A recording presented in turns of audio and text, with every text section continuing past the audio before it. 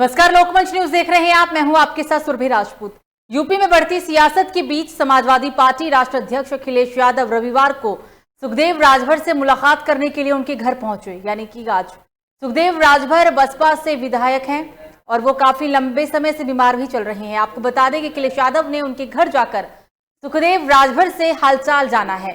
हालांकि अचानक अखिलेश का सुखदेव के घर पहुंचकर उनका हालचाल लेना सियासी रंग दिया जा रहा है। चर्चा ये भी है कि सुखदेव राजभर शायद आने वाले समय में सपा में शामिल हो सकते हैं। आपको बता दें कि सुखदेव राजभर विधानसभा अध्यक्ष भी रह चुके हैं। सुखदेव राजभर पत्र लिखकर अखिलेश यादव का पहले ही समर्थन कर चुके हैं। हालांकि रविवार को दोनों की मुलाकात ने एक बार फिर से राजभर के सपा में जाने के कयास तेज कर दिए। और इसी कड़ी में मुख्तार अंसारी के बड़े भाई यानी कि सिकबतुल्लाह अंसारी के साथ उनके बेटे मनु अंसारी ने शनिवार को सपा का दामन थाम लिया। गाजीपुर जिले की मोहम्मदाबाद विधानसभा सीट से 2 बार विधायक रह चुके मुख्तार के बड़े भाई सिकबतुल्लाह ने सुबह में समर्थकों के साथ गाजीपुर के वो लखनऊ पहुंचे थे और यहां पर उन्होंने सपा कार्यालय पर अखिलेश यादव की मौजूदगी में सदस्यता ली। इस दौरान बलिया जनपद के कद्दावर नेता और पूर्व मंत्री अंबिका चौधरी भी बसपा का दामन छोड़कर शनिवार को सपा में शामिल हो गए हैं। सपा में शामिल होने के बाद ही अंबिका चौधरी भावुक भी हुए थे और वो रोने भी लगे थे। इस पर अखिलेश ने दिलासा देते हुए कहा था कि ना जाने क्यों कुछ मजबूत रिश्ते यूं ही टूट जाते हैं। अंबिका चौधरी का स्वागत है पार्टी में, ये कहना था उनका। आपने आने से पार्टी की काफी मजबूत हो गई है, बहुमत की सरकार बनाने में काफी मदद मिलेगी। नेताजी के जितने पुराने साथी हैं सबको सपा में जोड़ा जाएगा और साथ ही समय पर जो साथ दे वही साथी है। ये शब्द का इस्तेमाल कुछ इस तरीके से स्वागत करते हुए अखिलेश यादव ने किया था। ये शब्द अखिलेश यादव के थे। हालांकि जिस तरीके से यूपी में विधानसभा चुनाव होना है और चुनाव से पहले सपा कहीं ना कहीं अब काफी मजबूत होती दिख रही है। अंबिका चौधरी का पार्टी का दामन थामना, ऐसे तमाम कयास अब लगाए जाने लगे हैं कि शायद आने वाले समय में बसपा और भाजपा एक दूसरे को कड़ी टक्कर दे सकते हैं। सवाल कई है क्योंकि जिस तरीके से मुख्तार अंसारी अभी जेल में बंद है और अब उनके बड़े भाई ने सपा का दामन थामा, सपा की सदस्यता ली, कितना फायदा पहुंचेगा समाजवादी पार्टी को यूपी विधानसभा चुनाव में इससे, ये तो खैर आने वाला समय ही बताएगा। लेकिन अंबिका चौधरी का स्वागत करते हुए जो बात उन्होंने यहां पर कही है वो अब बात अपने में ही एक बहुत ही ज्यादा मायने रखती है। नेताजी के जितने पुराने साथी हैं सबको सपा में जोड़ा जाएगा, ये कहा गया है अखिलेश यादव के द्वारा। इसी पर आज हम चर्चा करने वाले हैं। हमारे साथ हमारे मेहमान जुड़ गए हैं, उनसे आपका स्वागत करा देते हैं। हमारे साथ सितेश सिंह जुड़ गए हैं, भाजपा नेता, भरत कुमार श्रीवास्तव सपा नेता और उत्तर प्रदेश के ब्यूरो चीफ आसिफ बेग। आप तीनों का बहुत बहुत स्वागत है लोकमंच न्यूज में। चर्चा की शुरुआत करेंगे और सितेश जी आपके पास आएंगे। आप देख रहे हैं कि अब समाजवादी पार्टी कितनी मजबूत हो चुकी है। अंबिका चौधरी का पार्टी का दामन थामना और भाजपा से पीछा छुड़ाना या भाजपा का दामन छोड़ना, आप जो भी कहें, क्या कहेंगे आप इस बात को?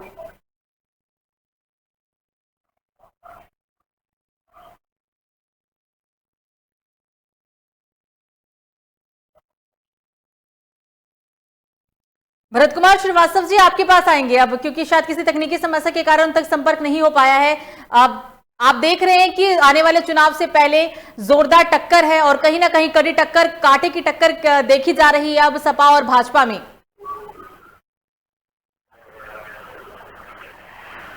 भरत कुमार श्रीवास्तव जी, आवाज आ रही है आपको मेरी?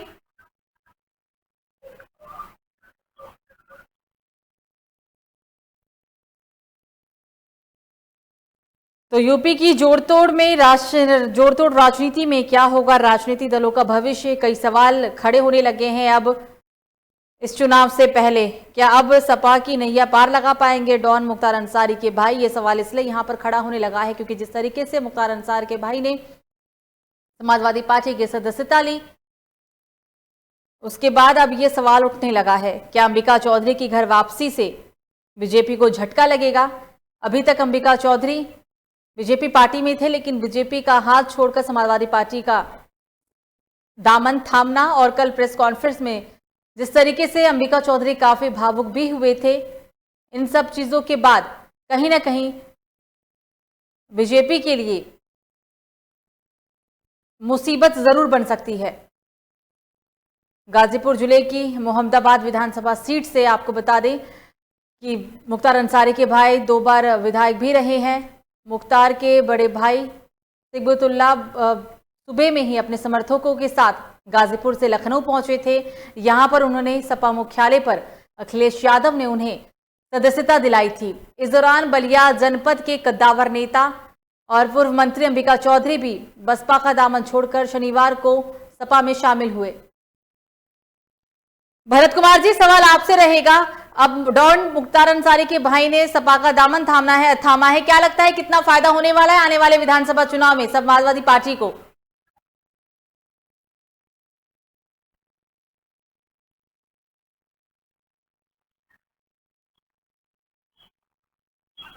आसिफ, आपको मेरी आवाज आ रही है? आसिफ, आपको मेरी आवाज आ रही है? जी सुनती जी, बताएं। आसिफ, आप देख रहे हैं कि आप सीधी टक्कर मानी जा रही है और हालांकि अब जो चीजें सामने निकल कर है जिस तरीके से, हालांकि राजनीति में ये कोई बड़ी बात नहीं है या कुछ नया नहीं है कि कोई पार्टी किसका दामन छोड़कर किसका हाथ थाम ले, लेकिन अब जो कांटे की टक्कर है भाजपा और सपा में, क्या लगता है आने वाले समय में क्या होने वाला है? क्योंकि पहले ही अखिलेश यादव कह चुके हैं कि कुछ भी करना पड़े बीजेपी को तो जीतने नहीं देंगे चुनाव।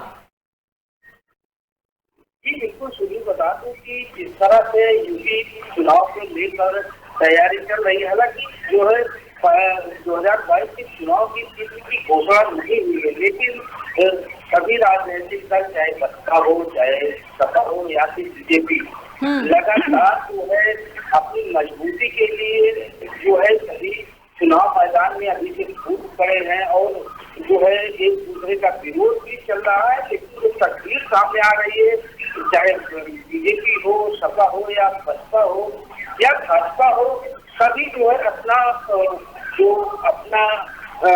अपनी पार्टी है और उसे मजबूत करने के लिए सभी इवेंट चोटी का जोर भी लगा रहे हैं।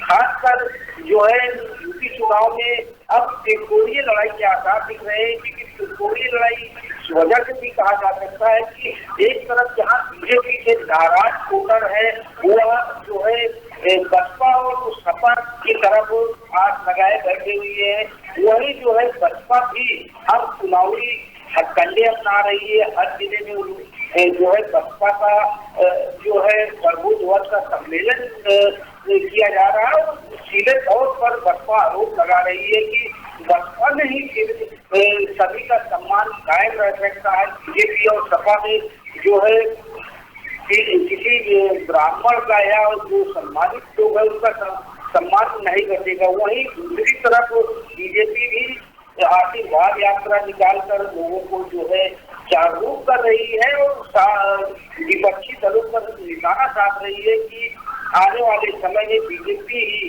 जो है सच्ची ऐसी पार्टी है और इसके लिए जो है किसानों को खुश करने के लिए बीजेपी जो है यात्रा निकाल रही है। हालांकि इसका जो असर देखने को मिल रहा अभी जो है कुछ खास नहीं दिख रहा है, क्योंकि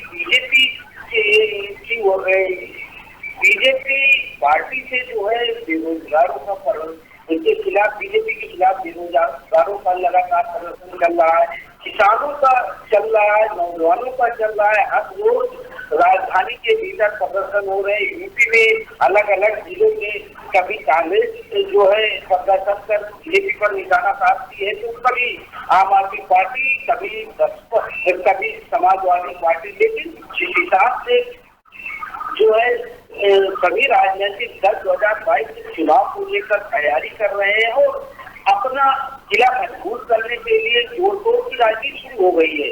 जिस अंसारी बंधुओं को पार्टी में शामिल करने के लिए कभी जो है बसपा और सपा जो है नकार देती थी, अब जो है बसपा में सांसद अफजाल अंसारी है जो मुख्तार अंसारी के भाई हैं और सपा में सिबतुल्लाह अंसारी के विधायक हुआ रह चुके हैं मोहम्मदाबाद सीट से, उनको समाजवादी पार्टी में शामिल किया।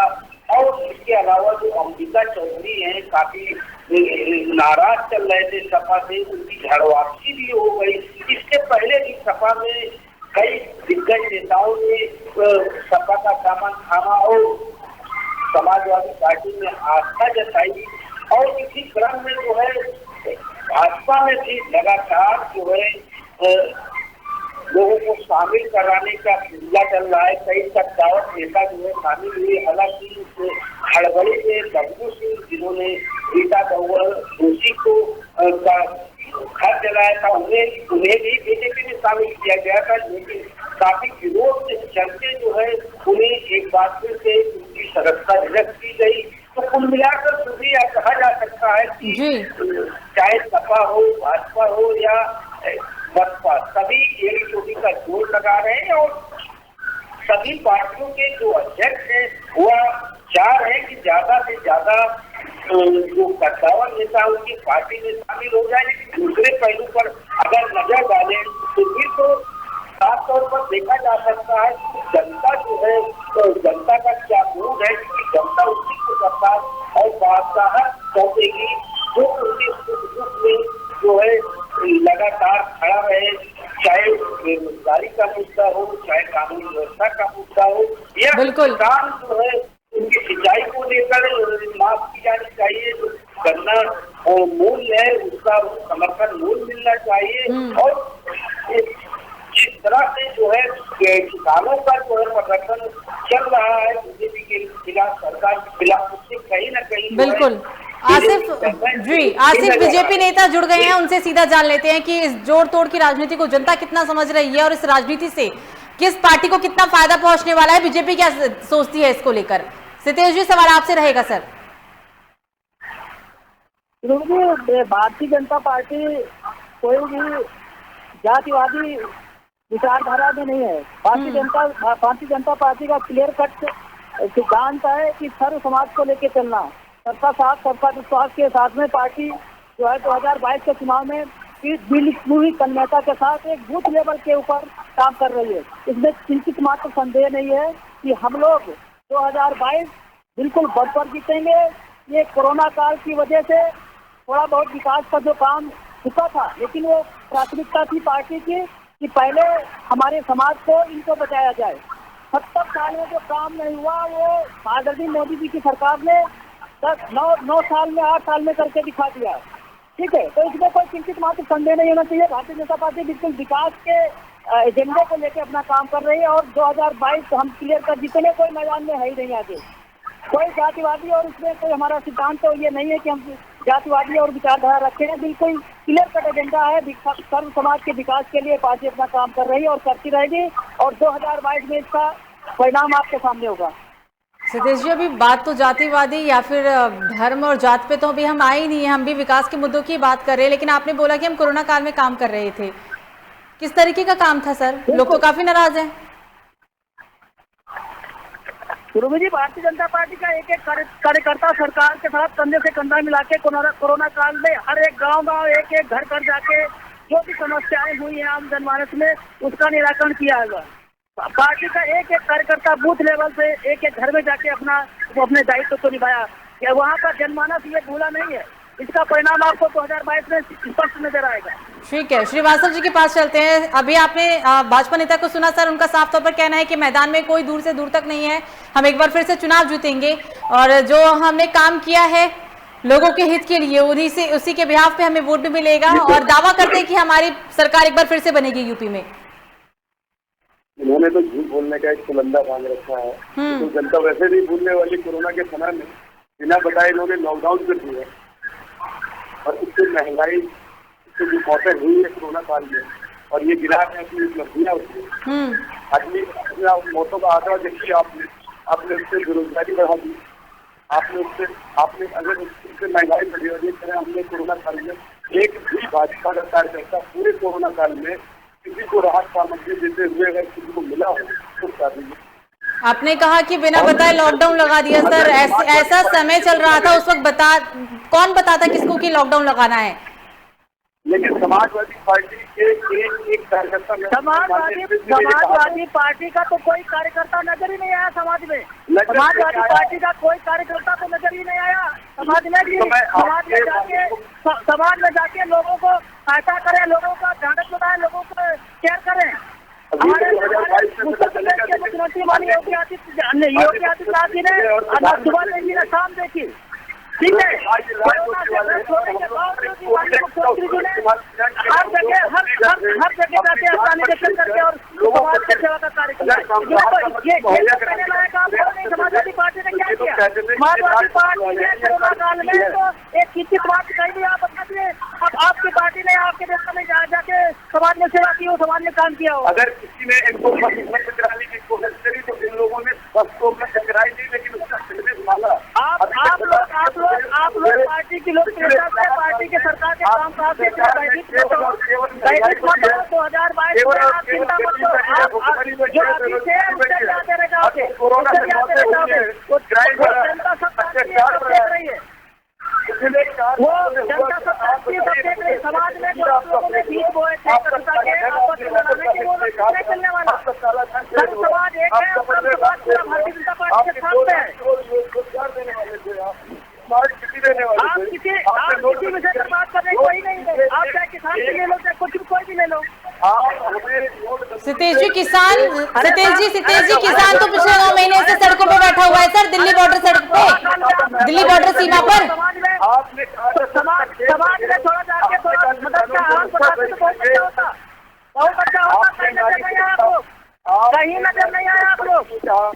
अब जब चुनाव आ गया है तो आपके ऐसे बातें बनाने से कुछ नहीं होने वाला। ये पब्लिक है, सब जानती है, पब्लिक है, ये सब जानती है। इसका 2022 में आपको पता चल जाएगा।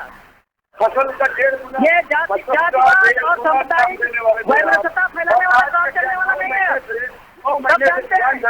जो आप लोग ये जो भयंकर पैदा कर रहे हैं, ठीक है, वो नहीं चलने वाला। समाज समझ चुका है, सर्व समाज समझ चुका है। आपको कोई अब आपकी कोई कामयाब होने वाली नहीं है भाई साहब, आपको कोई कामयाब होने वाली नहीं है। आप जाके देखिए, गाँव में जाके देखिए, उन बूढ़ी माताओं से पूछिए, लकड़ी से रोटी बनाती थी, आंखों से आंसू देखिए वहाँ एक लाइट में चलाने से, एक लाइट में चलाने 5 मिनट के अंदर उनके चेहरे पे आंसू देखिए, उनके चेहरे पे आंसू देखिए। जाइए देखिए गाँव में विद्युत की क्या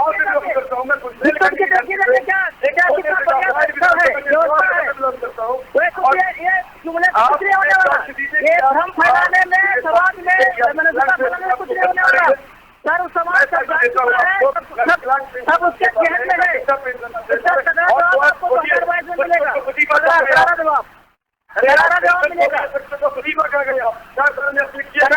मिलेगा, ये खाली बात कुछ नहीं होता भाई साहब। अदानी जी क्षेत्र में जाइए, गाँव में जाइए, लोगों के बीच में बैठिए, लोगों की समस्या को देखिए।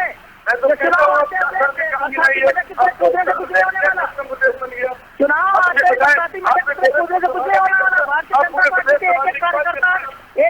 एक कार्यकर्ता ने एक घर में जाके काम किया है। कैसा काम किया सर? सितेश जी काम बता दीजिए सर, कैसा काम हुआ है सर? काम हुआ क्योंकि वो बार बार यही बोल रहे हैं सपा नेता कि कोरोना काल में तबाही हुई, लोग बेरोजगार की कगार पर आ गए, भुखमरी आ गई, आप कह रहे कि काम किया, कैसा काम हुआ है सर?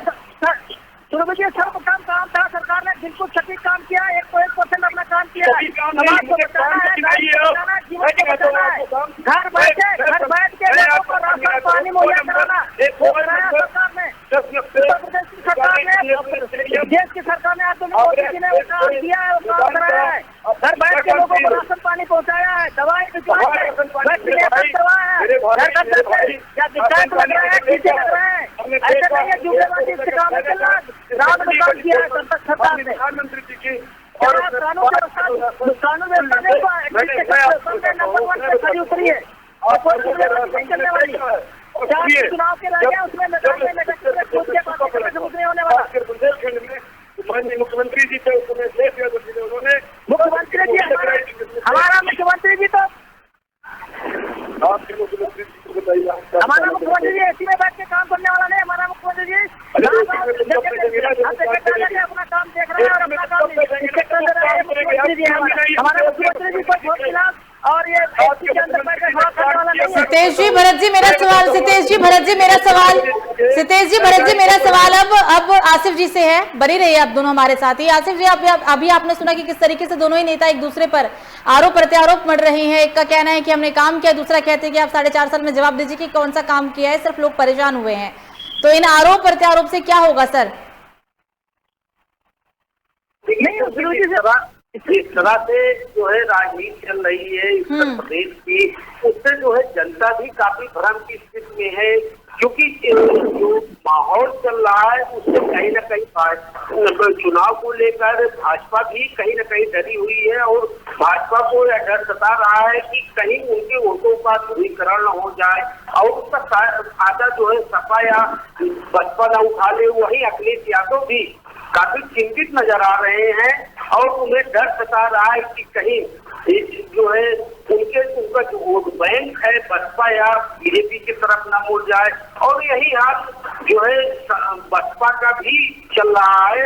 यही वजह है कि जो ब्राह्मण लोग है उन्हें अपने पाले में लाने के लिए जो है सतीश चंद्र मिश्रा लगातार जो है जिले जिले जाकर प्रबोध दोहर का सम्मेलन कर रहे हैं। और सुरभि जी, जिस तरह से चुनावी माहौल चल रहा है, चुनावी माहौल में जो मुद्दे हैं वो अब गायब नजर आ रहे हैं। यूपी के जो भी मुद्दे हैं वो गायब चला, चाहे शिक्षा का मामला हो, विकास का मामला हो, महंगाई का मुद्दा हो, किसानों की समस्याओं का मुद्दा हो, यह सभी मुद्दे जो है अब जो है गायब चल रहे हैं। और सभी को यह लग रहा है कि फला नेता को पार्टी में शामिल करा देंगे तो वो जो है उनकी नया पाल लग जाएगी। और यही उधेड़-बुन में जो है सभी जो बड़े राजनीतिक दल हैं, सपा बसपा और भाजपा जो है इसी पैटर्न पर काम कर रही है। लेकिन जनता जो है सरकार बनाएगी, बादशाहत देगी। अभी जनता भी जो है इसको लेकर काफी संजीदा है, क्योंकि उसे आरोप प्रत्यारोप की बजाय विकास चाहिए। एक दूसरे पर खिलाफ, नेताओं के खिलाफ जो है जो आरोप मढ़े जा रहे हैं उसे जनता से कोई नाता नहीं है। उसे तो शिक्षा, महंगाई पर ध्यान देना है। और शायद यही वजह है कि राजनीतिक दल है इससे कोसों दूर है।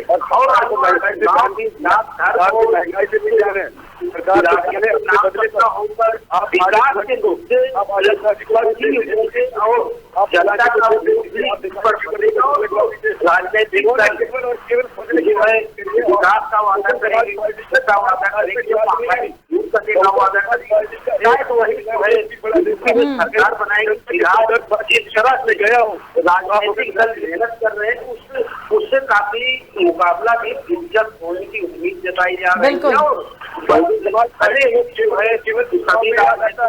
दावा कर रहे हैं सारी सीटें मिलेगी, बहुमत जो है जनता के बीच जाकर लोकमंच जो है लगातार जो है आम लोगों से बातचीत भी करती रहती है। ग्राउंड पर जाकर जो हमारे सामने आ रहे हैं